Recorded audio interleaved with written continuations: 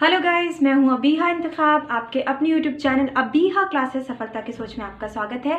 तो जैसा कि अभी रीजनिंग की क्लासेस लगातार डाली जा रही हैं हमारे चैनल पे, तो आज की भी बहुत इंपॉर्टेंट क्लास है और आज की हम क्लास में रीजनिंग का सबसे इंपॉर्टेंट टॉपिक पढ़ेंगे, क्लासिफिकेशन यानी कि वर्गीकरण।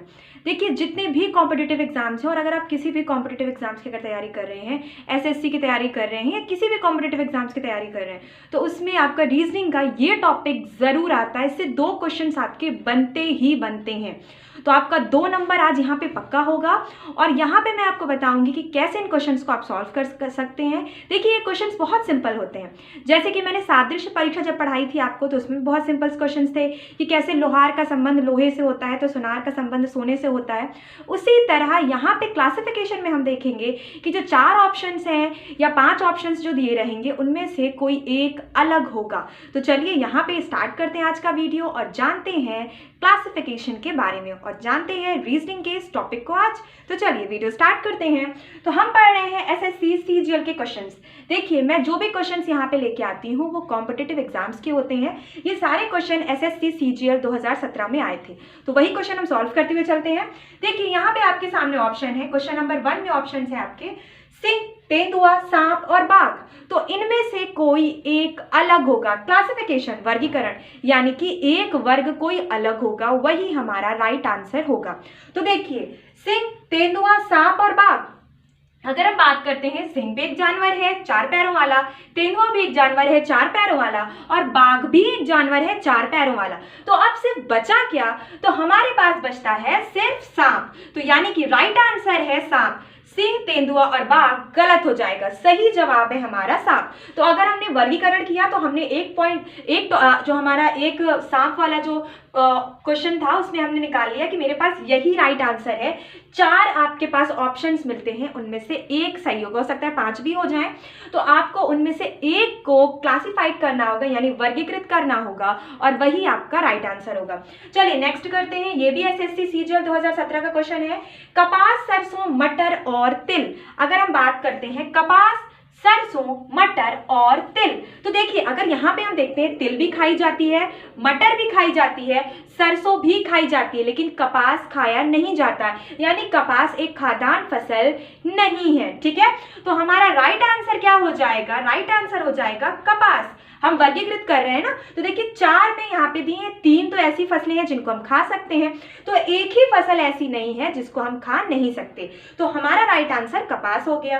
नेक्स्ट हम देखते हैं बहन, भतीजा, बेटी और आंटी। ठीक है, देखिए यहाँ पे बहन, भतीजा, बेटी और आंटी। तो अगर हम यहाँ पे देख रहे हैं, बहन के बारे में हम देख रहे हैं या भतीजे के बारे में देख रहे हैं या बेटी के बारे में देख रहे हैं, आंटी के बारे में देख रहे हैं, तो यहाँ पे हम देखते हैं कि ये स्त्रीलिंग में आती है। बहन, बेटी भी स्त्रीलिंग में आती है, आंटी भी स्त्रीलिंग में आती है। लेकिन अगर हम बात करते हैं यहाँ पे सिर्फ पुरुष कौन है, यानी कि पुल्लिंग में कौन आता है? भतीजा। तो हमारा राइट आंसर हो जाएगा भतीजा। तो अगर हम वर्गीकृत कर रहे हैं तो हमें हर एंगल से सोचना पड़ेगा कि किसी भी तरह हमें एक को अलग रखना है उन 3 से। ठीक है, अब चलिए नेक्स्ट क्वेश्चन देखते हैं। बादाम, खजूर, अखरोट और काजू, इनमें से कौन सी चीज अलग है? तो अगर हम देखते हैं, बादाम एक मेवा है, खजूर मेवा नहीं है, अखरोट भी एक मेवा है और काजू भी एक मेवा है। तो अगर हम इसको देखते हैं, लेकिन खजूर एक फल है। खजूर क्या है? एक फल है। तो इसका मतलब खजूर हमारा राइट आंसर होगा। बादाम कट जाएगा, अखरोट कट जाएगा और काजू भी कट जाएगा। तो हमारा राइट आंसर हुआ खजूर। लास्ट क्वेश्चन हम देखते हैं। शुक्र में अगर हम देखते हैं, शुक्र एक ग्रह है, चांद एक उपग्रह है, बृहस्पति ब्लैक होल और सूर्य एक तारा है। ठीक है, तो देखिए यहाँ पे अलग क्या है? यहाँ पे देखिए, शुक्र एक ग्रह है, ये आंसर तो सही है। चांद एक उपग्रह है, ये भी सही है। सूर्य एक तारा है, ये भी सही है। लेकिन बृहस्पति तो एक ग्रह है ना, तो ये आंसर, ये जो हमारा टॉपिक है, ये पॉइंट है, ये गलत है। तो यानी कि यही अलग हो रहा है। इन सब में से अलग कौन हो रहा है? बृहस्पति, ब्लैक होल, यही अलग हो रहा है क्योंकि बृहस्पति भी एक ग्रह है। तो अगर यहाँ पे बृहस्पति एक ग्रह होता तब हम कह सकते थे कि चारों एक जैसा है, लेकिन हमें इन चारों में से कोई एक को अलग रख के देखना है। तो हमने क्या देखा कि शुक्र ग्रह बिल्कुल सही आंसर है, चांद एक उपग्रह, ये भी सही आंसर है, सूर्य एक तारा है, ये भी सही है। तो गलत क्या है? बृहस्पति ब्लैक होल नहीं, बल्कि बृहस्पति एक ग्रह है। तो इन चारों में से ये अलग हो गया। तो चलिए हम यहाँ पे एक बार और फिर से रिवीजन कर लेते हैं जल्दी से। देखिए, सिंह, तेंदुआ, सांप, बाघ, वर्गीकृत करना है, अलग करना है, फटाफट करते हैं। तो देखिए, सिंह, तेंदुआ सांप बाघ में 3 जानवर हैं, 4 पैरों वाले, सांप जानवर नहीं है, यानी जानवर है लेकिन 4 पैरों वाला नहीं है। अगर बात करते कपास, सरसों, मटर, तिल में, तो सरसों, मटर और तिल ये खाद्यान्न फसलें हैं, जबकि कपास खाद्यान्न फसलें नहीं है। बहन, भतीजा, बेटी, आंटी, तो यहाँ पे 3 स्त्रीलिंग है, बल्कि एक से बचा पुरुष है यहाँ पे जो भतीजा, तो ये हमारा वर्गीकृत है, यानी कि क्लासिफिकेशन का आंसर यही होगा। हम 4th पे देखते हैं बादाम, खजूर, अखरोट, काजू, तो काजू, अखरोट और बादाम हमारा मेवों में आएगा, जबकि खजूर फल में आएगा। ठीक है, एक ही को, 3 को टिक नहीं करना आपको, जो एक आपका राइट आंसर होगा आपको उसी को टिक करना है। लास्ट में हम देखते हैं शुक्र ग्रह, चांद उपग्रह, बृहस्पति ब्लैक होल और सूर्य तारा, तो 3 गलत हैं और बृहस्पति ब्लैक होल, यहाँ पे 3 चीजें बिल्कुल सही हैं और एक जो बृहस्पति ब्लैक होल है ये गलत है, तो ये 4 में से एक वर्गीकृत है। अब चलिए आगे कुछ और क्वेश्चंस ले लेते हैं ताकि आपका एक ही वीडियो में ये टॉपिक पूरा का पूरा क्लियर हो जाए। तो चलिए नेक्स्ट क्वेश्चन की तरफ बढ़ते हैं हम। तो आपकी प्रैक्टिस के लिए हम और ज़्यादा क्वेश्चन लेके आए हैं यहाँ पे वर्गीकरण यानी कि क्लासिफिकेशन के। तो देखिए 5 क्वेश्चन मैंने सॉल्व किए थे, अब आगे क्वेश्चंस ये बच्चे सॉल्व करेंगे और मैं आपको एक्सप्लेन करती जाऊंगी कि कैसे इसका आंसर ये होगा। देखिए 6 क्वेश्चन है हमारा, चेन्नई, दमन, रायपुर और शिमला। तो देखिए चेन्नई आपकी राजधानी है, दमन भी आपकी राजधानी है, रायपुर भी आपकी राजधानी है और शिमला भी आपकी राजधानी है।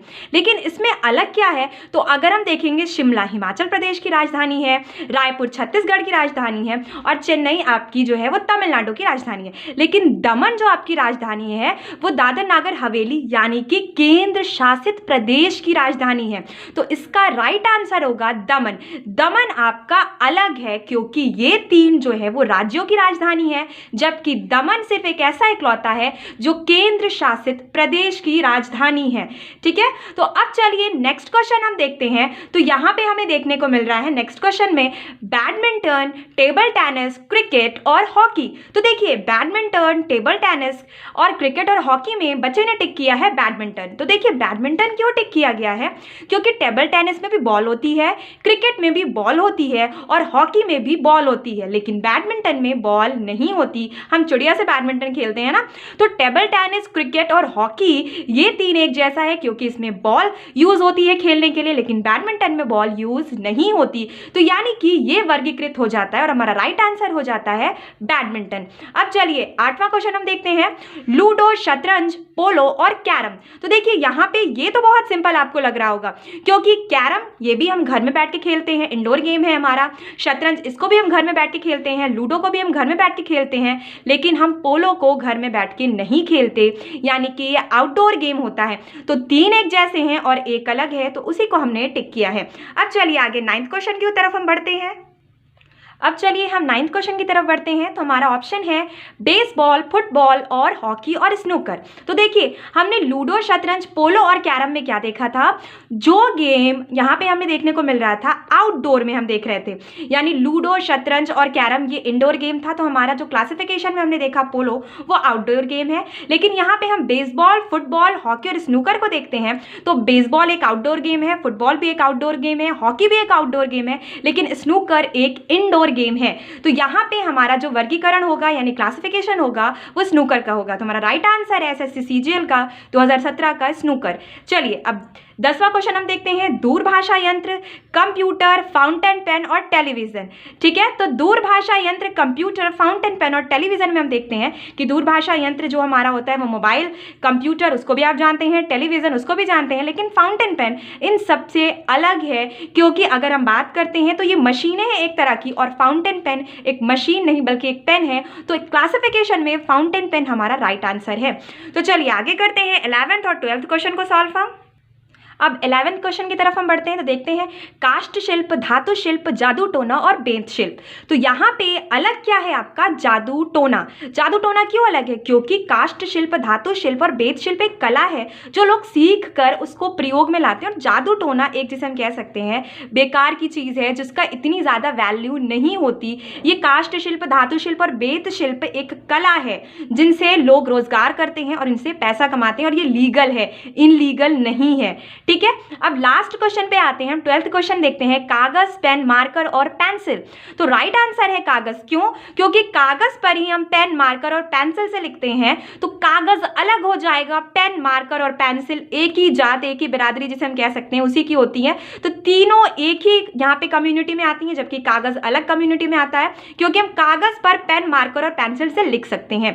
तो यहाँ पे हमने क्वेश्चंस किए, 12 क्वेश्चन हमने सॉल्व किए SSC CGL के। तो आपका ये वाला टॉपिक पूरा क्लियर हो गया होगा क्लासिफिकेशन का। तो आज का वीडियो बस इतना ही। चैनल को सब्सक्राइब कीजिएगा, वीडियो को लाइक कीजिएगा। थैंक यू बच्चों।